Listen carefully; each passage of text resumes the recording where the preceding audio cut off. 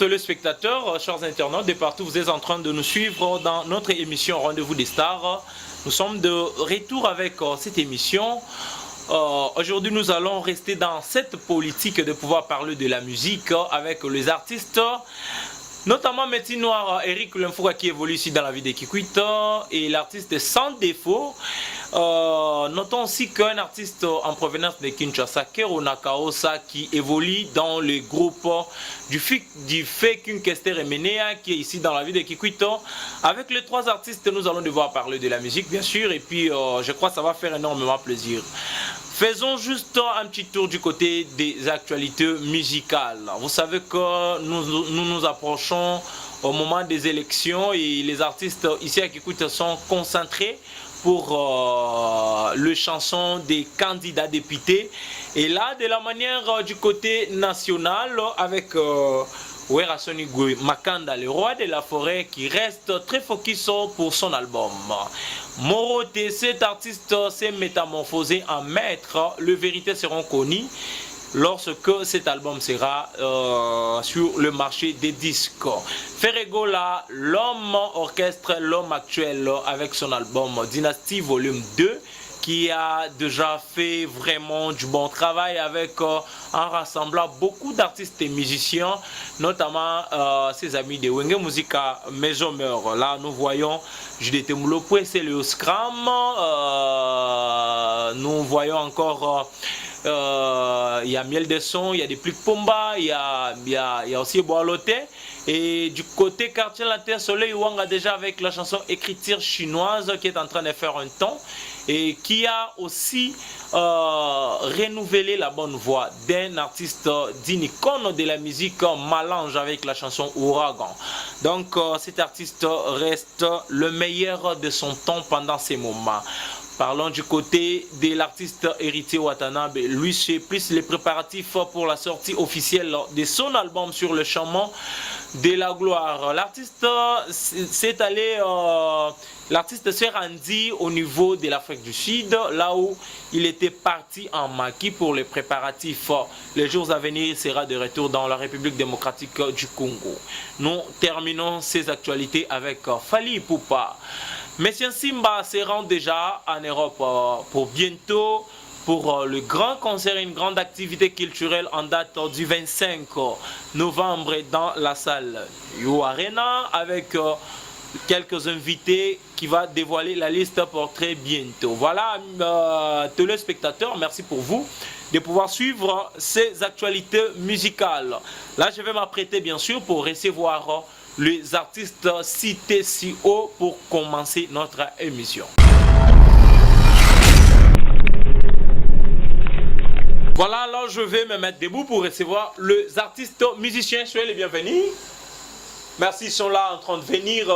Merci, c'est l'artiste Kero Nakaosa. Soyez les bienvenus, hein, surtout dans la ville de Kikwit. Merci. Ah, voilà qui King Kester. Vous comprenez ça. Sans défaut. Très bien habillé, hein, en goutti quoi. Je sens. Merci beaucoup. L'artiste est Métis Noir. Ah, non, comprendre. Vous comprenez là, la main il va frapper. Tu es venu encore? Ah oui. Nini, ils sont malades déjà. T'es jusqu'à Bitumba.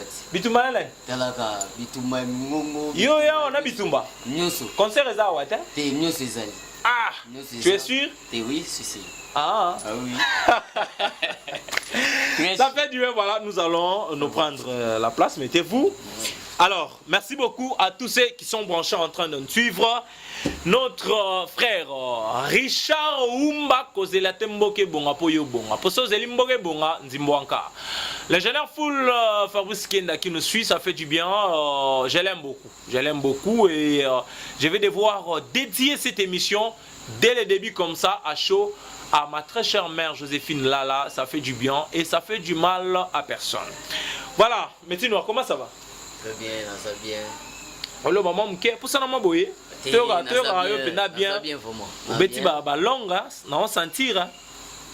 Comme on a lélé. Via le bas était. Babi était né à ville. Vraiment. T'es né à ville. Vraiment. C'est ça. Avec on va pouvoir comprendre déjà les actualités avec écran géant, c'est votre orchestre. Actualité dans des. En normal, on attend Oyo. Et ça m'a beaucoup leader Arrigo Star. tikeli makambo parce que tala kaka bechelon ndenge population esengi kete yo kende liboso yelobela biso défendre biso pe ba musicien parce que musique ya biso ya kikwiti ya mboka na biso eboite fort. C'est pour cela l'artiste babiki to tindika o métier noir kende liboso lobela biso yango na moni kete chef yaka orchestre zayo taka ndenge vie yo tiki orchestre. Non, orchestre ça et pas ya leader. O tikeli mutu. Oui, na tikeli mutu. Bon, jusqu'à ba vision obino botininga, ba misi ba tininga liboso na yelobela bango etaki ngenji na bango. Batinde wa. Nga? Mais ba tinanga liboso na parlement na lobela na défendre musique. Yo be candidat. Ah oui, na candidat. Tika boyeko. To vanda na biso to saka musique ya. Non, mais musique ya ngwana il faut to défendre musique parce que musique ya kikwite na kala ghetto, ba to lobela ngo bazate. Mais c'est quoi la motivation? Ya postuler? Bon, jusqu'à au biloko yo tunangana. Bino bolobi kiti musique ya kikwiti na ghetto mais ba mise ba bino parce que berceau ya musique eza na kikwiti il fallait mo lobeli na bango za liboso candidat député provincial ah oui mais surtout quel liboso kuna na 56 to mona masanga sanga et mon président alobi kiti métis alors des chapeaux. Moi je comprends pas, l'orchestre Écran Géant c'est parmi les grands orchestres de la ville de Kikwit. Ah oui. Parce que celui les lots, métier noir, te voir comme ça, te recevoir dans cette émission musicale. D'ailleurs, laissez-moi te rappeler que tu t'es bien habillé. Et non, sentir au biso logo lavé na biso wazé quoi monstre na ba gants et tout. Na monde ya na ba chaussettes, il y a Air Jordan kuna et tout voilà. Mais pour vous, autre orchestre pas il y a chef d'orchestre na yo. A commis local la leader yo na politique kuna pe mo incompatibilité à la rate parce que le soko bimi candidat député ndenge chance ko sourire au commis député malamo musique wana otiki na yo non musique ezali musique ya makila musique ba bota manango musique ba forçate honorable kuna na parlement tiki na parlement yo betandule non na soutenir des ba musiciens mais yo otiki musique oui na pesi leader nanga leader kambanga na lobela na défendre jeunesse vraiment parce que jeunesse lelo ba mona net musique eza pona ba batu moko batanga te baza batu moko boye ba vayu tout ça c'est pour cela toujours qui défendre jeunesse parce que cette fois-ci ba bi jeunesse eza bisondi. J'aime bien ta chanson à laquelle tu as dédié à Chancy Zengaba. Oh, Piqué. Cette chanson-là, moi, ça me plaît trop. Oyemango, c'était avec quelle inspiration? Jouana, tu as eu le temps de te concentrer pendant beaucoup de temps. Tu as eu Olobake, Nzembo et Mbama. Tu as relaté moi histoire Nzembo. Vous avez respiré Banda Bunzambi et Botami. Netiba Komo Nabiso. Soka Kilundu. Eza muta botami déjà botami na kombona. C'est biso to da respirer na matière ya musique. To botami na musique na makila. Même mita oyo to sala nyo sa musique. Neto so les da musique. So na bina na memango na transmettre na message. Mais na yembi na un extrait s'il vous plaît. Pour le plaisir d'ingénieur Meto Ndandoula, le plaisir de Ado Musanga, Perembuka. Pour le plaisir de Medar Boyenzi, Jupeka Kassiama, Arch Mafuta, El Barça. Tous les amis, Forlan Oyonduka, Hermele Wainga Nangola, Williams Mwadi Nangola, Bayo Kapitamo extrait à piquer, ça va à piquer. Ah là là là. Na como zela yanga imbolingo, lokola piqué à poto. Sans ce bon ne peut pas avoir, ne pouvoir accomplir un devoir, il faut des vouloir. Jusqu'à Eza, on complique des voix au yo lingi. C'est pour cela qu'on a compliqué des voix au ngana lobby. Musique na bota manango. C'est pour cela qu'on a compliqué des voix. Na commencé la zela yanga imbolingo. Lokola piqué en poteau. Sans ce bon ne peut pas avoir. De pouvoir accomplir un devoir, il faut le vouloir. Zela mokelanda kingai. Yango na commande mode, c'est la mokelanda kingai. Yango na commande mode, j'en suis zengamba ou ngana wiyo. Ça va hein? la mélodie et ça là bien. Nzembo wana yembango na proverbe belé, bato musu abi français belé na kati pourquoi na bino mais faut te tester bango talent. Ouais. Quand tu yembango belé na français net nzembo ya kérosène na yemba na swahili belé ba bien. Ah mu swahili te agemo na benu. Ouais, d'accord. Moi je crois que ça fait un grand plaisir à Jean-C Zengabao qui nous suit. Zenga Zenga. Mon so zengi biso émission et ça biso bien. On va revenir là, on va faire parler également les autres artistes qui sont ici parce que l'ambiance reste totale dans cette émission. Rendez-vous des stars. Kero, soyez les bienvenus dans la vie de Kikwit. Et certain. Bana mabele et certain manona. On est encore là. Voilà, comme dit mon frère, mon grand frère, mon pala, je suis là devant les messieurs. Les messieurs de m'a parlé et moi je m'écoutais. On est là vraiment. Oh non, mais ce qu'il a dit, j'ai entendu. On a mon école, bien sûr. Ouais. Ok. On a vu Gitolo. Tout ça dans ma belle, surtout que ça fait longtemps, en 2008 qu'on a quitté ce Mabélé. Ok. Les autres, on a quitté Mabélé. Talaga, on a grâce souci à collègue nanga lelo na benge honorable métier à noir donc aye pototindie liboso et là quand lobby vraiment est trop nécessaire il y a longtemps auto ça la musique na kati ya moka oyo tozalaka vraiment na ba soutien jusqu'à présent soutien ezala raté ba pebele ba lobela biso te musique ekenda vraiment bon na linga na tuna question mo ba manu na bazwa ngambu ya musique ya Kikwiti to ezala problème nini na ndeni po bamano na balobelaka makambo le na bien honorable ba grand prêtre banani oto yoka bambanzi wana mama Vigitolo Victoria Maswaku Muzanga depuis Canada omona muto to tcha bango maboko po babanda ko bundela bandula Kikwiti kala ba viegle mano na mauvais que je sali veto to sola na ba anniversaire oyebi to balobela ngo trop ba ereze mpoema na Lyon. Donc, bato yo basimba nous l'effort na kati ya Kikwiti. Famille wa elobela. Tresha lobby, Egla lobby, Fisto lobby. Jusqu'à présent, bazo continuer là. Non, ça fait du bien. On va chercher à avoir une précision avec laquelle on va continuer cette émission. C'est vrai, au outil fraîchement Kinshasa. Et merci déjà d'être avec nous dans cette émission. C'est vrai, aux artistes ont évolué dans Kati à Orchestre Yo, le Faking Kester Mené avait laissé, là avec patronné par Jojo Mampia. Il y avait Jojo Mampia, j'ai réussi également notre évier, notre artiste sacré Kimana. Ils étaient avec tout le monde, Moulos Kanto, Ezekiel Mankondo, tout Bazaki Awa. Mais Nathan Bozongi, comment vous évoluez actuellement? Est-ce qu'il y a un disque sur le marché ou bien Nengevi a tiré Bino Bobeta Akaba concert et tout et tout?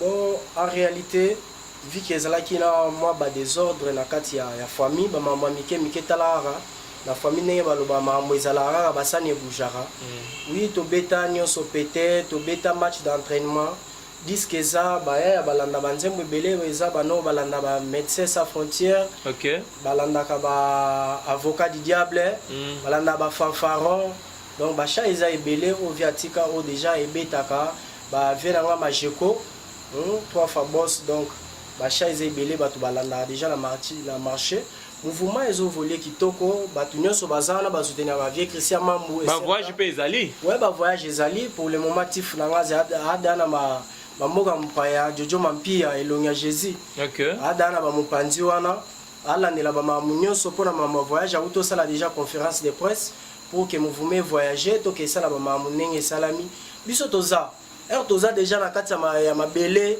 to na kati ya kikalungu wana mutu aya boya yo vraiment bilo wave ngana yo age commence boye moke toswana lobi tozongana na malembe mbambala nyonso toswanaka olimbisaka nga déjà mutu ayo ka bamama bongo ye mo afandi abime mais place au photocopie à Fiesa, place au Bamamouboeza. Téléspectateurs, avec cet artiste musicien qui est en train d'incarner facilement le Faking Kester Meniaini comme de la musique au niveau mondial qui a laissé des traces. D'ailleurs, en l'écoutant, on sent vraiment du charisme. Moi, Boud, il y a Kester, on sent. Donc, il faut faire appel à José Baindama que votre ami Kester est parti, mais il n'est pas parti. Il est encore là parmi nous. Donc, José Baindama, grand prêtre, coup de chapeau. Merci à la fondation Guilhem Moukassa en direct des États-Unis qui nous suit. Les boss, tout le monde, c'est Ngara. On a la systématique et ça a bien. Moutourara. Et bien, on a excusé, on a vraiment. On a vraiment à parler. On a vu un bête en toto. Jour où on a répété à Tchela Ebsa, mais petit n'a au moniteur cigatenda, Chombogi la cigatenda banine. Attends, mais à Tchela, tout le monde m'a abîmé. Il n'a pas de Viens petit Bali, comme ça, petit Ndimouankate, donc biso tout aux ânes. Comme là, ma petit, moi, un fils qui est moi de la part. Et ça, là, bien. Vraiment. Yo, biga, maman, coloto. Ma petit, bah, ça, la Mélanie. Vraiment.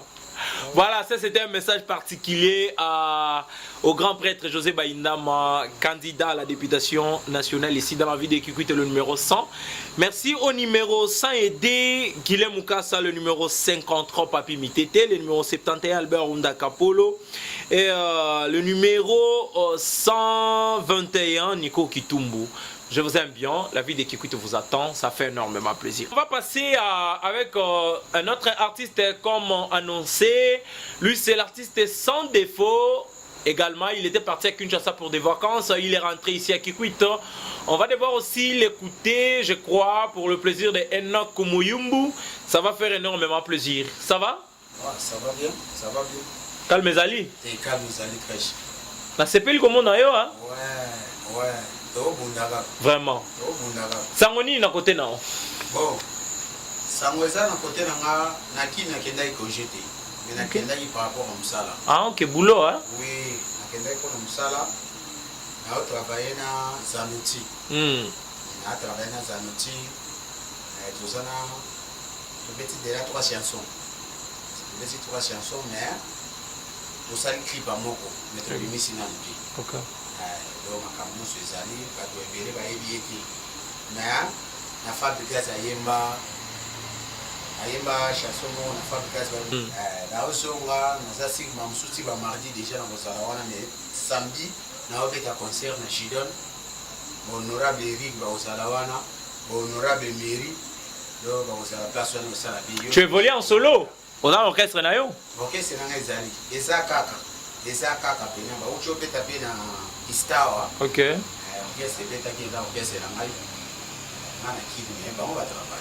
Est-ce qu'on peut avoir un extrait à chaud? Non, ça aura bon. On a vu que moi j'aime bien ta voix. Deuxième voix, moi je vends à et ça là. Biso bien moi le romoko. natikama danso na mabola po ekotisa mopepe nga na fungoli buton mpo naleka mopepe motema na ngasi okati suki ya makasi ya samson yosetwinga na bapromese no ya douceur me nandimi defete nga nakokufa na yelongo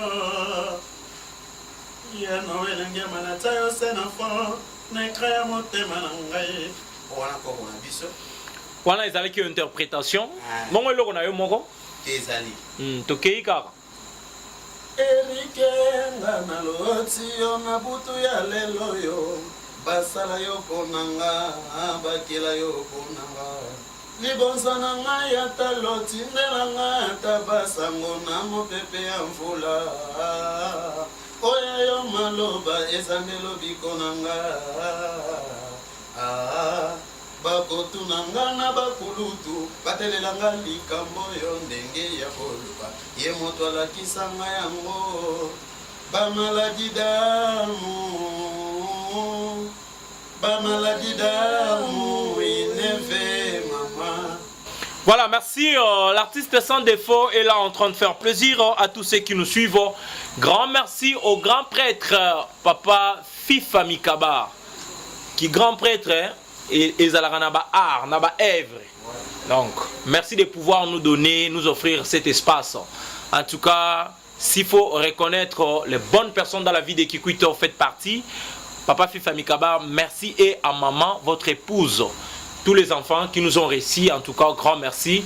Alors, sans défaut pour toi, si la musique, mingi avec l'idée à côté la Kikwit ou bien un jour, tu penses aussi que l'on Kikwit kokenda la musique ailleurs. Oui, et ça a tout ça la répétition pour que binisango na miso abatu. Donc on est sur la répétition. La répétition.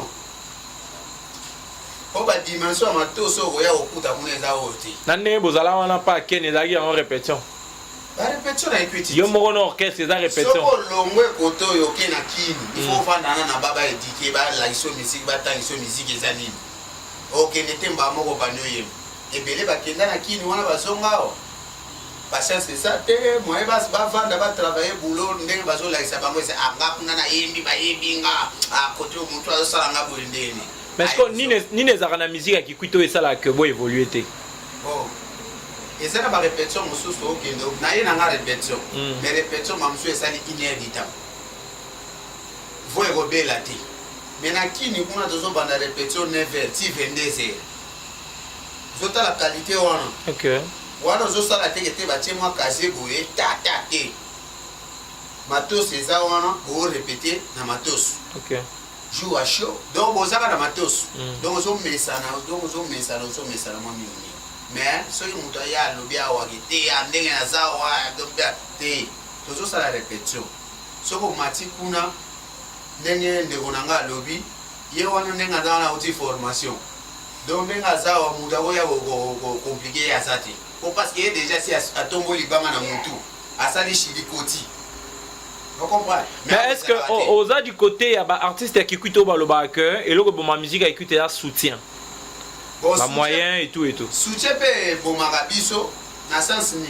Ceux qui mato sabi eza bazo soutenir biso bimisi mo eloko moko boye ba album bimisi soutien donc les autres mola ozana facilité ya robima ba côté mususu et roké ces okino mais so toujours ba ba place mo ya nyamo okoti mwa kati boete e mo bo robima kuna ba peso manyo wa ya olia donc comprendre et puis ce de linga e mo bo ok oyebe bo so mi ma bo mo boye ba lo mo zo développer na donc na cadre on revient pour saluer l'honorable Diante Teloukounou Dadi Louange en direct de la France qui est en train de suivre. Ça fait du bien à l'ingénieur Wari Moussolo, maire de la ville. Merci à TGV Gratian, on est ensemble quoi. L'assistant compétent Dimike C, je te salue, je salue Riva Makwaya. Une pensée positive à Emmanuel Giabonga, une pensée positive à Maître aussi Pumbulu, à Ingénieur Mandanda, Christian Kouyana, Trésor Azita, Maître Hervé Kouakenda Joachin et Henri Palaki délégation, Aimons nous vivants, Toto de Beste Lusanga, Blaise Koubadika, Maître Tonto Koutala Koudima, vous tous, je vous aime bien. On va revenir avec l'artiste Métinoir. Métinoir, s'il faut reconnaître de bons chanteurs à Kikwit selon toi. Basé Belé. Le Kola. Basé Belé. Le Kola. Bon, Détikiro, c'est bon chanteur. Kero dans na Kikwit souté. Mais au milieu à zona Kikwit. Aïe, à Rozonga. Ah, papa tika bango kuna na kin. Awa. Neti sans défaut. Sans défaut. Ok. Président Ken Ngita. Bon chanteur.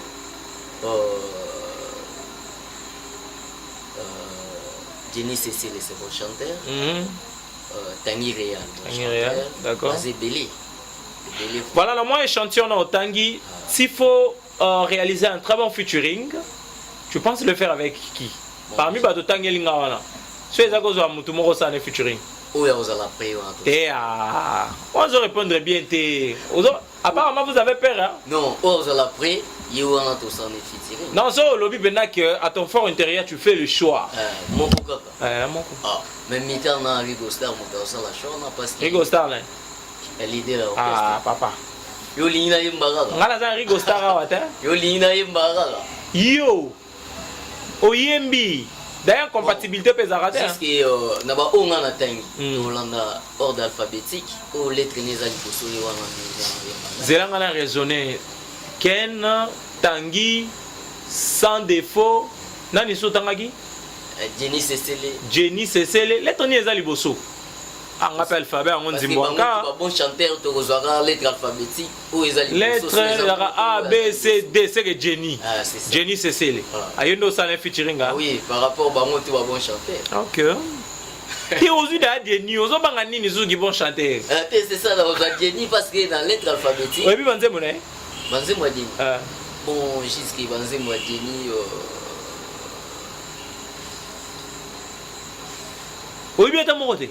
Banzé Moadini, attends moi. Mon collègue mariage, Ayarat. Bobina na ensemble. Bobina na wana ezaki. Nga mon modérateur na mona. Tozana na Seben. Na Seben. Toyemba iti tobina. Boyemba dana ye na passer na bino boyemba orchestre moko ensemble. Bon, toyemba ensemble orchestre moko. Na ba Lolo, Mokonzi, Isikaza. OK.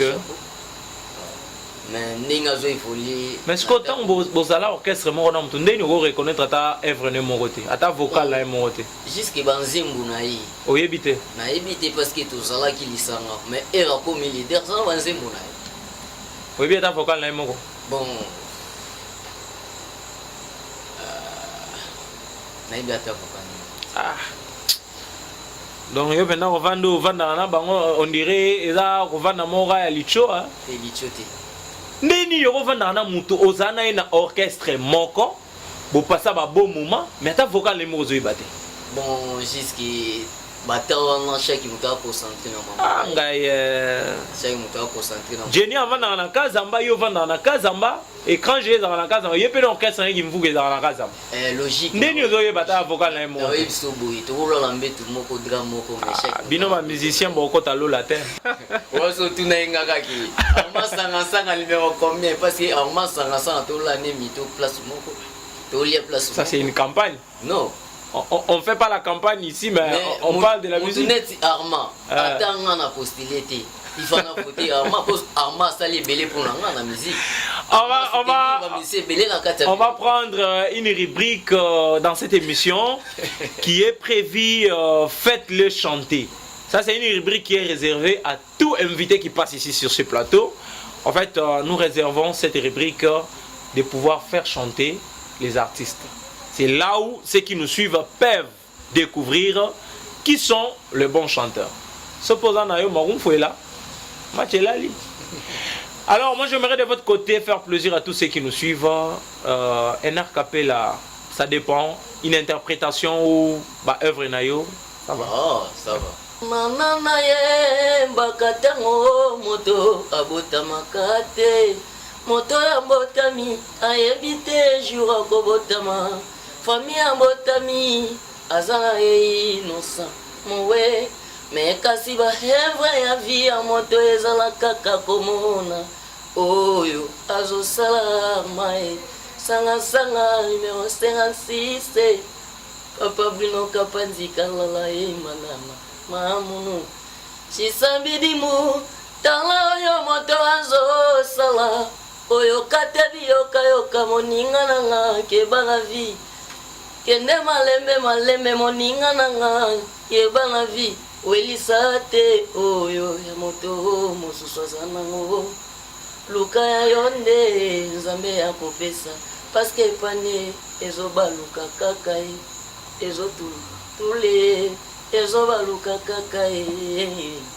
sanga moto ya vi aza kaka moto oyo botami ibumu moko te oyo nyonso nzambe akeli nde moninga na yo amasangasanga Merci beaucoup. C'est pas moi de juger, seulement que ceux qui nous suivent, ils ont pris acte de votre arcapella. Ils vont pouvoir juger. Là, Albert Ounda peut juger, Toto de Best, le jeune entrepreneur, peut juger. La sécurité, Didier Mbouidi, ici également, peut juger. Je crois que ça va faire énormément plaisir. Mais mamula mudi kenga mugola mudi kenga pikenga chani memai nyoso kaka pona bongo pikenga chani memai nyoso kaka pona bongo ngana botama na pasi kokola na pe na pasi yeye pasi na ngai ezaka koluka ngana zala na bokolo pana ndenge papa kulefuka tangisa bokolo ngai ndenge papa manwana atangisa trésor manwana bokola ye eza tourna tour. Voilà. Ça, t'es voilà maintenant moko boye. Et ça lit et anglais batté. L'artiste Kero Nakaosa est là. Moi j'aime bien être avec toi. Certainement, je sens déjà que, comme je dis à José Baindama, que King Kester n'est pas mort. Vous qui êtes resté, quand vous prenez le temps de l'incarner, c'est facilement en parlant, en faisant de gestes, en boudant, en s'habillant. C'est purement King Kester Remenir. Depuis Ozakuna, déjà, solo voko to lo ba bien nzembo déjà yo. Tuna kota mouvement. Na ki déjà na ba cha na ngamo na mando travailler. Ba cha izazaza nango, na mbo ezali oto linga peto pesa. Ta ke ba vie bazana fuko zela via bisa. Peut-être que travailler, so travailler vie mala mo achelo. Faut chama solo na di. Pesa so na batunyo so na nango. Donc faut que ça là déjà maman ezala ezawa. So il bassengi vraiment. Un an rappel s'il vous plaît. Hein? À présent, nous avons la fille mon cousin à Lyon. Faites-le chanter. Erez Mpouema. Erez Mpouema, je le salue. Hein? La bendelie ba mélodie mususu binondebo détaillé quoi. Na Luya, na Paris, na Monote, Erez Mpouema. Bayebi singa okomana Lyon. Nabinatu na honorable Elvis Naka a confirmé nga sango ya Ereze Mpouema na ngai. Voyage okenda posa na yo esilaki te o zongela ngai Ereze Mpouema. Babote na tendresse na présence Ivona Ereze Mpouema amunanga patikelanga yo Ereze Mpouema na ngai na mekina tuna tatreche manwana ayebisanga lekoke kimana ayebisa dezene Ereze Mpouema akenda wapi nalingi namona meti ya ndombe ndoyilo bata dezene naka ayebao ya titi naka loba dezene naka ayeba soki Ereze Mpouema akoma wapi tozali vraiment. Ça fait du bien amis auditrices auditeurs, lentement et sûrement nous tendons vers la fin de notre entretien qui nous a réunis avec les artistes et musiciens Kero Nakaosa en provenance de Kinshasa. Métier Noir, l'un des artistes et musiciens évoluant ici dans la vie de Kikwito et sans défaut. Là, ça fait du bien. Laissez-moi vous signaler qu'il est derrière la caméra. Ingénieur Gétro Ndonga, notre réalisateur de tous les jours, de tout le temps. Ça fait du bien quoi. Alors, on va revenir à tous ceux qui nous suivent à ce net moment. Votre émission Rendez-vous des Stars est là. Venez en aide, venez la soutenir. Et pour avoir encore plus des actualités musicales, pour avoir encore plus de célébrités dans cette émission, alors je vous demande que le soutien. Et je crois que ça va faire énormément plaisir. Kero en chantant, n'a évité ce karangam na yo qui mange sans. En quelque part, moi timbre moi ya faire est-ce que l'ingara épée? Ouais, vieux vraiment Aza idole parce que en 2010 la kenda Charset, maintenant oncle nanga kitoko Muzamba.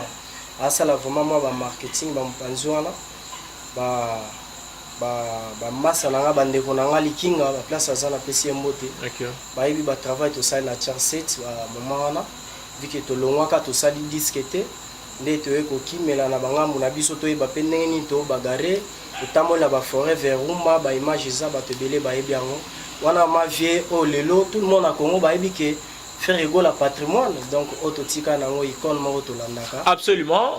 Un truc de faire égaux là de votre choix pour le plaisir des Fiston Manwana, Aigle Manwana et Mati Manwana. Mais aussi Tantine Manwana. Nathalie Simana zongi moto bolingwa moto pasi ya dovi makabanga na zongi moto ba calmonie ba désordre prachina koko kate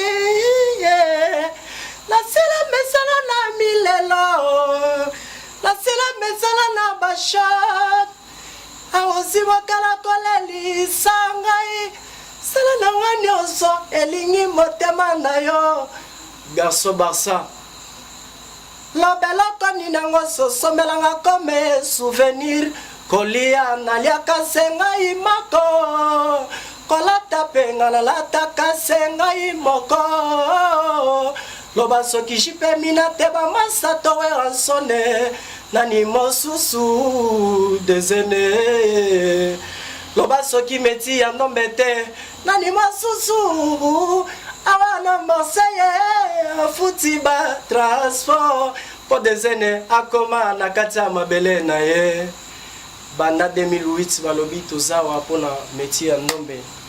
Ça fait du bien, amis téléspectateurs. C'est avec un grand plaisir.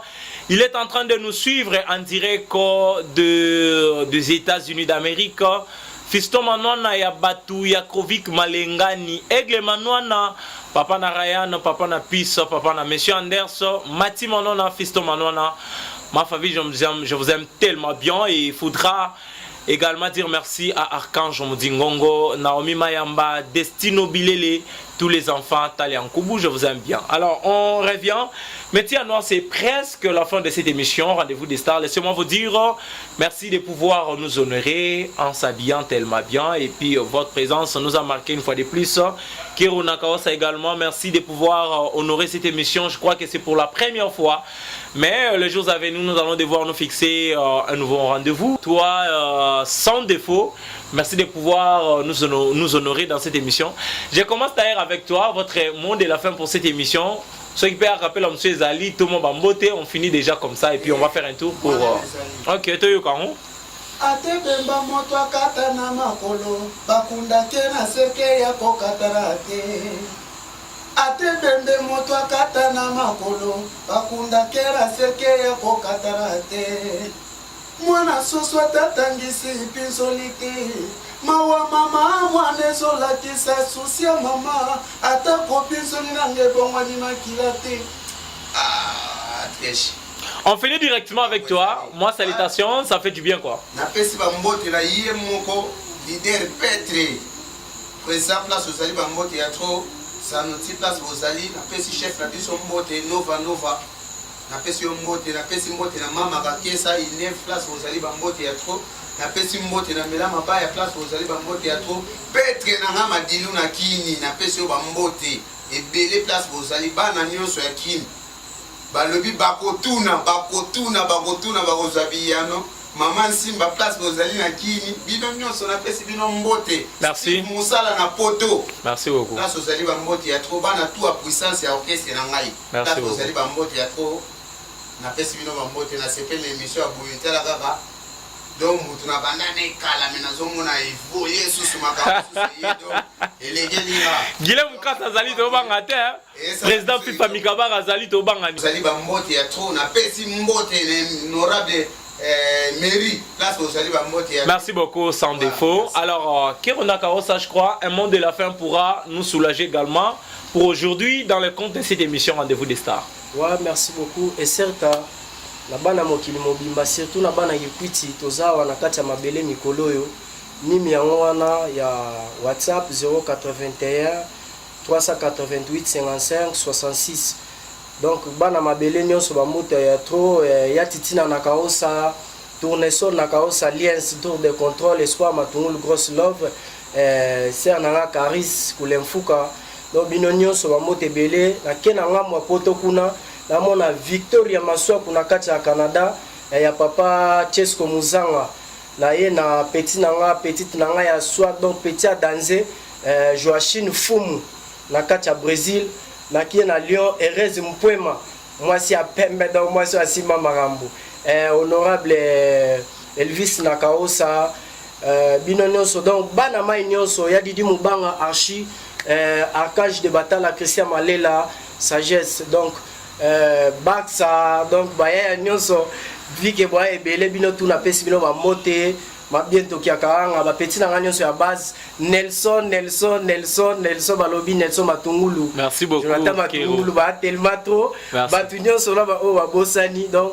ba mote ebele na baya nyonso le coq chante mauvais que j'aime beaucoup ya Dove Makobo kin donc biso nyonso toali Mama Lisa restaurant Sputazo docteur Seth Ndandula webi so ina tangi ete wana lisumu ingénieur méthode Ndandula place Oza vraiment binonde ya ngai balobi ba place Boza. Merci beaucoup.